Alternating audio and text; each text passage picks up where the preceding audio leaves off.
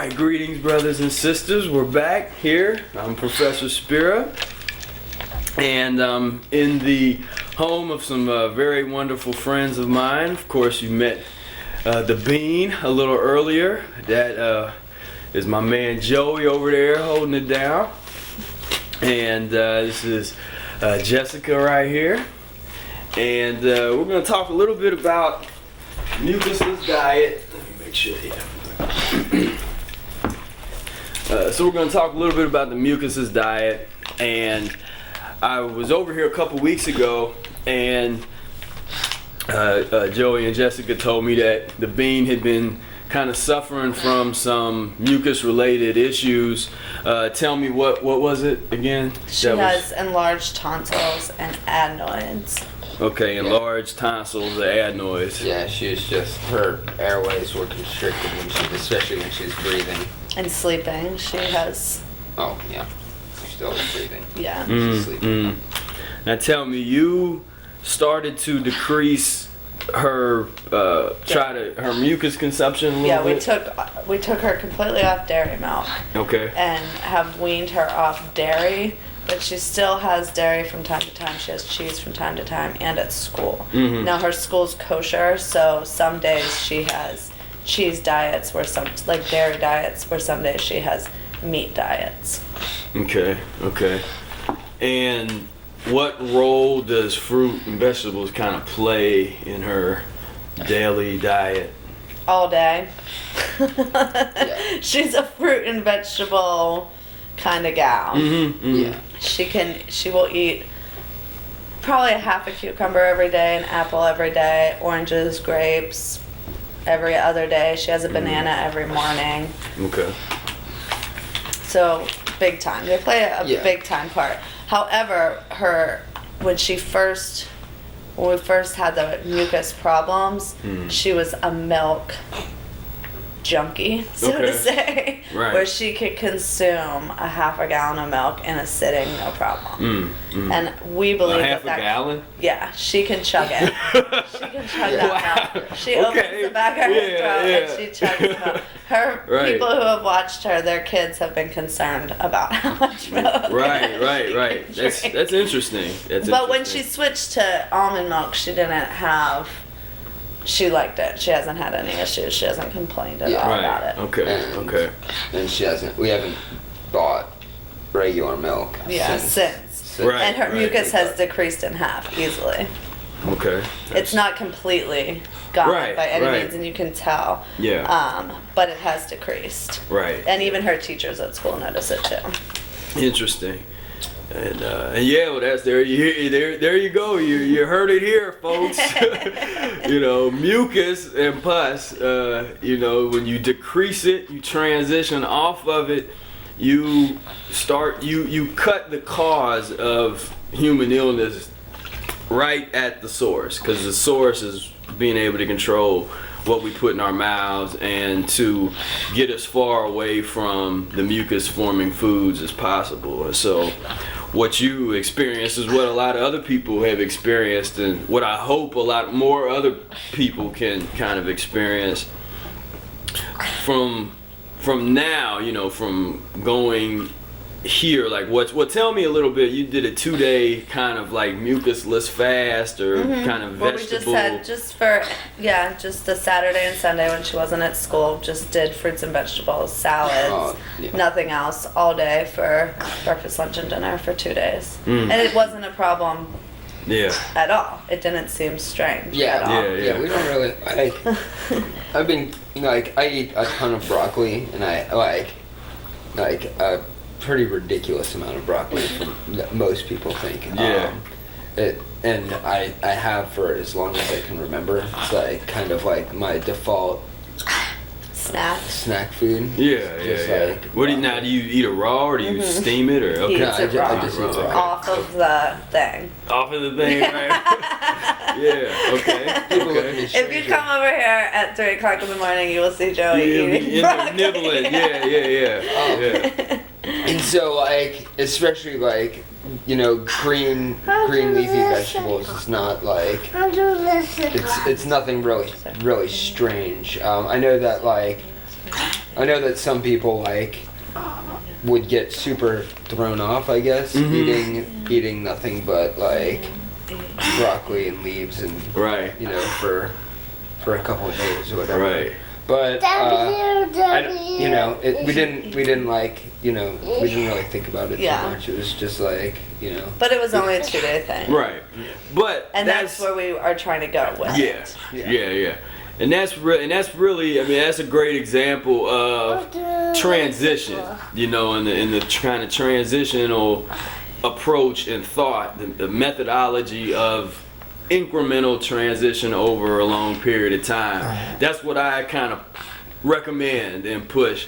A lot of people out here in the, you know, various healing modalities of, if it's raw foodism or veganism or whatnot, they have a pretty strict kind of almost doctrine of like, stop eating cooked foods today, or you're all gonna die. You know, it's like, or you know, or vegan is like, you know, a lot of vegan folks will be like, the whole reason that they stop eating meat is is because you know, because of animal cruelty, and that's a good additional reason, but. For me, the foundation has to be health. That's how I came first. I got exposed to this information and wanted to just feel better. And so then as I transitioned, the further away I got from eating meat, the further away I got from the dairy and things, that's when I started to really realize, like, oh man, those animals were kind of walking around, and you know, I go to the bathroom, I defecate and, you know, and stuff, and they did as well. And so we got something in common, us and these animals. We all go to the restroom. We all eat, you know. And so that level of consciousness didn't really come in, you know, and it wasn't going to be something like that was going to force me into eating this way. And so I'd like the health route, you know, because it does help, you know, it does work. Now, so you said 2 days. And now, are you planning on doing another one of those little stints, or probably like another little 2-day probably hit? We don't have anything planned, but we probably will.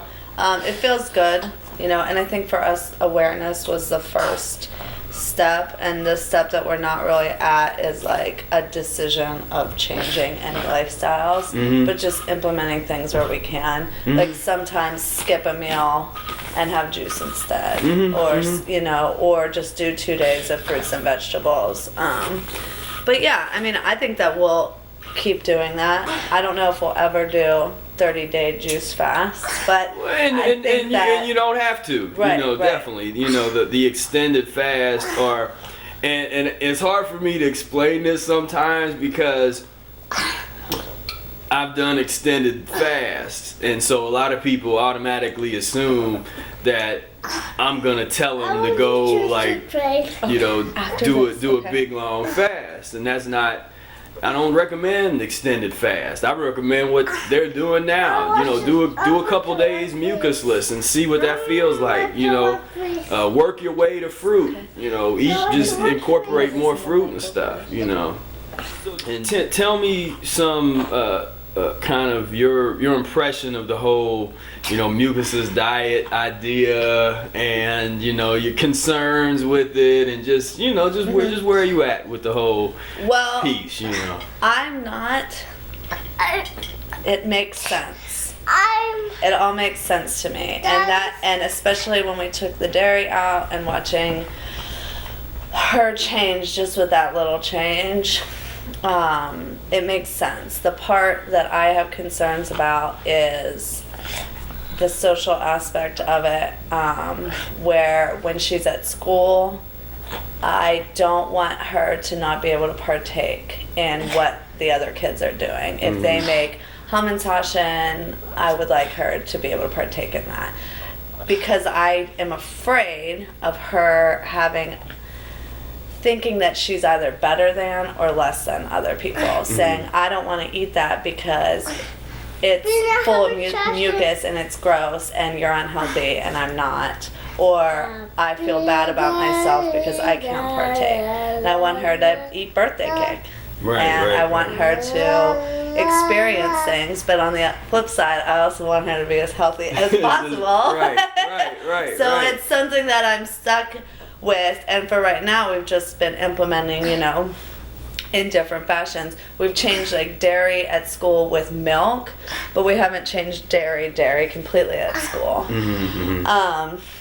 I even think that meat would be something that we could let go of with her. Yeah. And we actually were not planning on, actually you don't even know this, we weren't planning on giving her meat for the first 2 years of her life.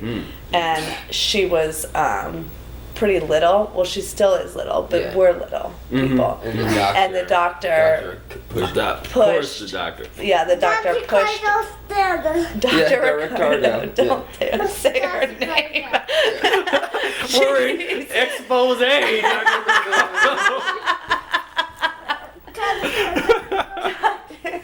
She was concerned that we hadn't given her any meat for the first year because she was really small. But we were really, she never had formula. She only ever had breast milk. We made all of her baby food. We were really conscious when she was first born about making sure that we made everything or it was breast milk for the first year. And then because she was so little, after that first year, they really pushed meat, and we didn't. We felt defenseless, and that we didn't, because we don't know, and we've never been parents before, and we were scared, and so we did it. Right. And I don't regret it, but I wouldn't mind it being cut out again, or at least trying and seeing how that would work for her, because she doesn't even like it that much anyway. Yeah, right. she could do it. Well, and from what I understand, her old man spent some time, a lot of years in the early part of your life. When were you vegetarian? We were both vegetarian. Yeah. Okay. I've only been eating meat for the past 4 years. Okay. I guess. And I just been eating meat since like I went to a Jewish academy that definitely sort of, I wouldn't say pushed, but embraced vegetarianism, just because I remember you weren't allowed, like if you brought lunches from outside, it wasn't allowed to contain meat, so you're never allowed to bring any. Thank you. You're never allowed to bring any meat from the outside into school, and so it was definitely just sort of it was a de facto very vegetarian. And his family, if they go out to eat, they only have my meat family. if they know that it's my family. That it's kosher. Because my family. So they're vegetarian if they're not at home. So when they go out, they're everybody orders vegetarian food. So it was not it was almost I didn't really think about it, and then I was traveling a whole lot, and I never wanted to trust some meat out of some guy's cooler that might so I was just a vegetarian, and it wasn't until also I had some surgery, and once again it was the doctors at the hospital that really recommended that I start getting meat protein to get my muscles to regenerate and all. Thank you. Right, your muscles to regenerate. That's one of those things. I'm kind of hard on the doctors, but I try to. And there's so much empirical knowledge, and there's so many people that that by now it should be common knowledge that human being doesn't need to eat dead animal flesh. If you want to, that's you do what you want, but you shouldn't feel compelled. There should be nobody in your life that's you have to eat meat because it'll make you healthier. I mean, that is what I would like to see kind of stamped out, where when people understand, because I haven't come across too many people, there's a couple I have, but haven't come across too many people that that like say drink beer or some kind of alcohol that really like say like I need this or I'll die, you know, like right or And if know they do it's say healthy. that, it's a problem. Yeah, if you do say that, it's a problem, right? You know, and so that's the way I like folks to treat meat, you know, and just mucus in general. It's kind of like it's a choice, but you know the consequences. You know cause and effect. You know, you eat such and such. It might, depending on where you are, might taste good, might like it, but there's gonna be retribution to pay a little bit later, you know. And if we raise our consciousness to that, then it at least informs our decisions a little better, you know. And I think it gives us a little more incentive to try to transition when we know what the problem is, when we really experience and start to realize that it really is mucus, you know, that's at the foundation of a lot of these issues. Can you say yep? She's all jacked up on juice. Yeah, right? Yeah, see, this is a good quality juice. This isn't cooked juice. This is living juice. Do you like the juice? Can you say yay juice? Hooray, juice! Yay juice! Are you upside down? And to address, you know, your concern that with the social piece and being able to take part in all of the, you know, the things that children are supposed to be able to take part in, you know, in the culture. You know, my observation and my experience is, I mean, first off, you know, there are a lot of kind of vegetarians or vegans or people that got this kind of uppity attitude, like I'm better than you because I don't eat dead animal flesh. And you know, and they show up on your front door with like a saucer of red paint, and they throw it on your, you know. No one's done that to us. Yeah, well, you know. But you know, but I'm being, you know, facetious a little bit, but not really, because there's some folks that get that extreme, you know, and there's no need for that. It's like we just are trying to figure this thing out. I'm trying to figure it out. We all. You know, the first thing is to just realize and understand that we don't know. You know, it's kind of like, all right, let's start over again and investigate further. You know, and what? She wants the kitty cat. The kitty cat is at the. On the phone. Oh yeah. Oh, we ought to get a video. That's the coolest little thing I've seen in a long time. I went upstairs and I heard him talking to the cat. Yeah, that got me. That thing was tripping me out because it was so precise and accurate. You know, I would just say something and it was like, huh? And then it said it right back and nailed it. You know.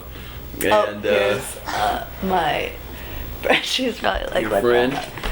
Hi. We're doing a little video right now.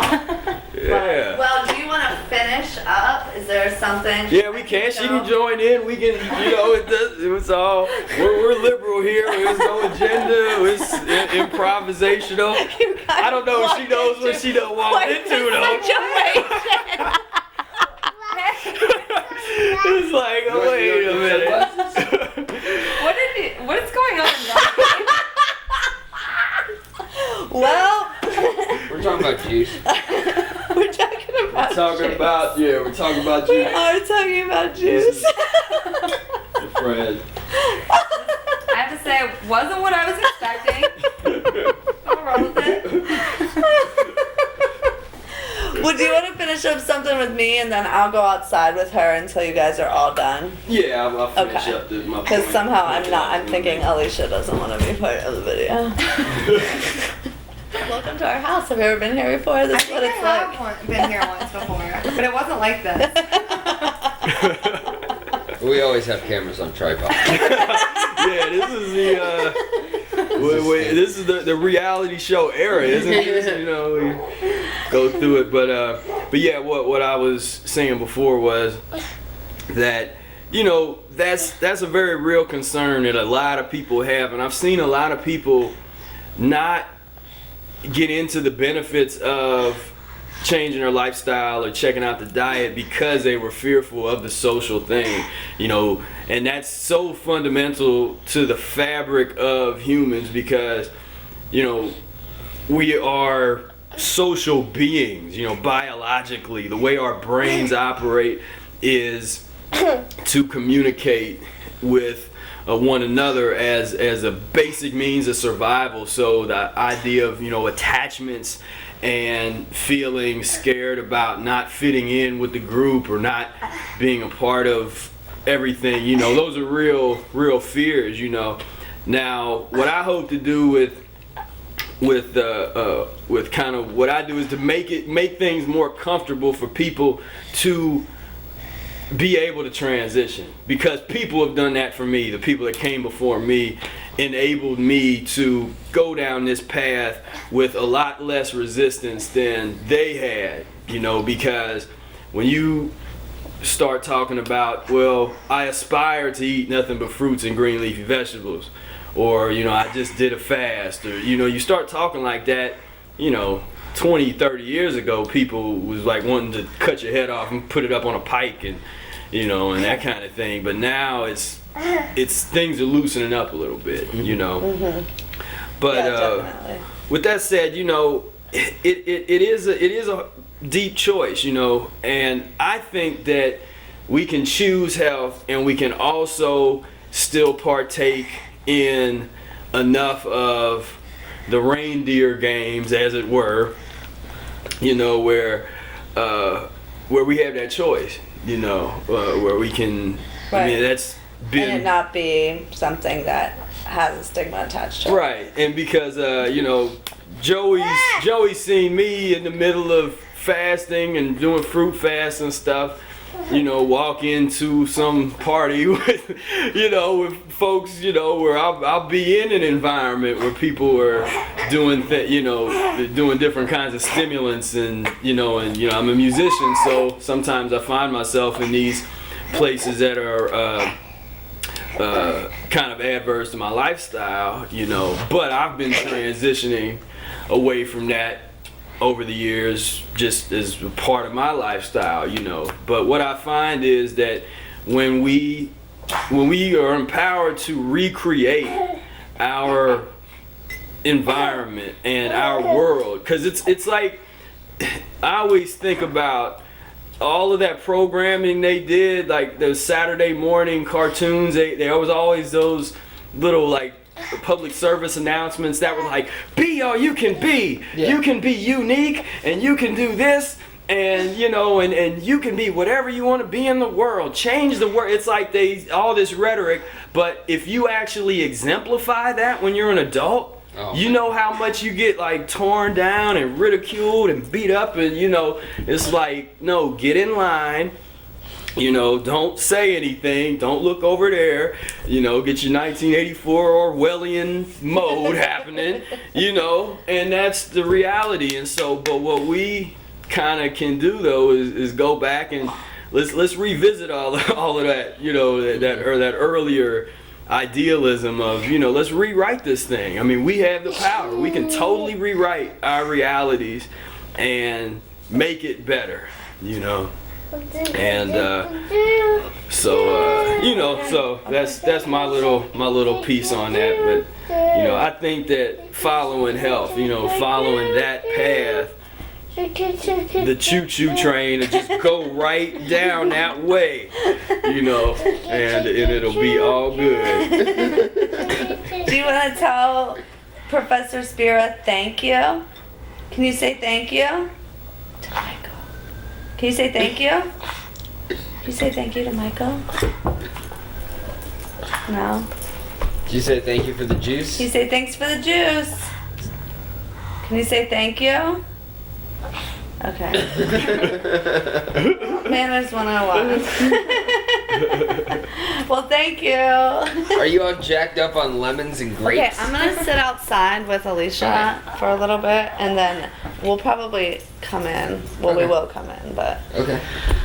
Are you jacked up? Thanks, Are you jacked Michael. I up? want to thank you. Yeah, thank you so much. much. Thanks for the juice. Yes. Okay. Hey. No, thank you for letting me crash the crib and Yeah, do want you some know. after that whole.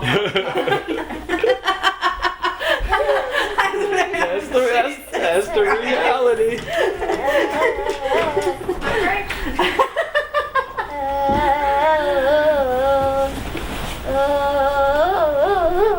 Did that juice make you feel good?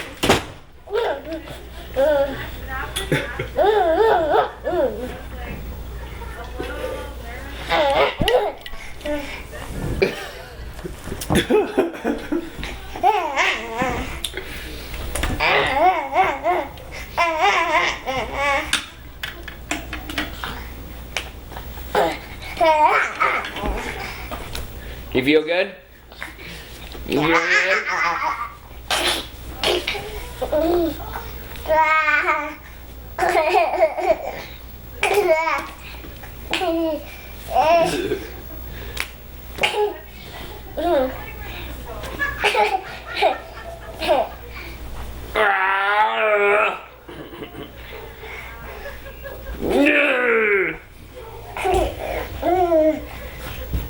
Do you know how to make juice now?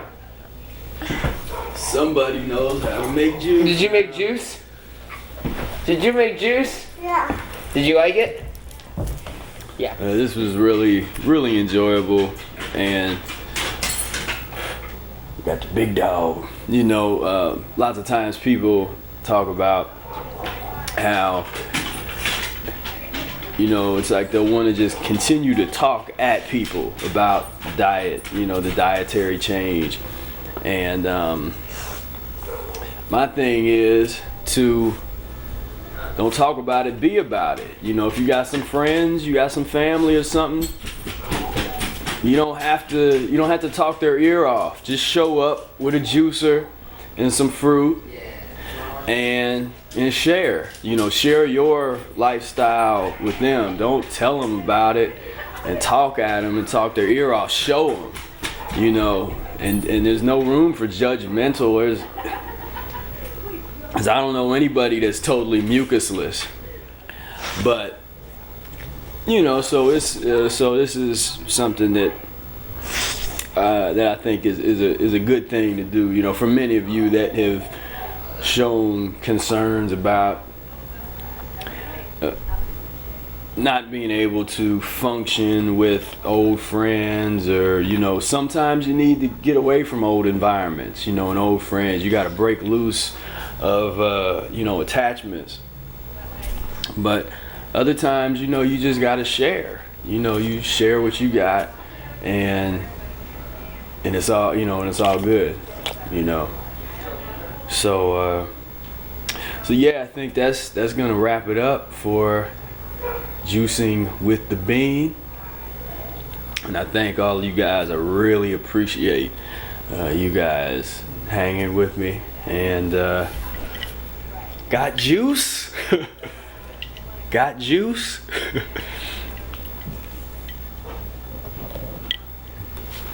You want some?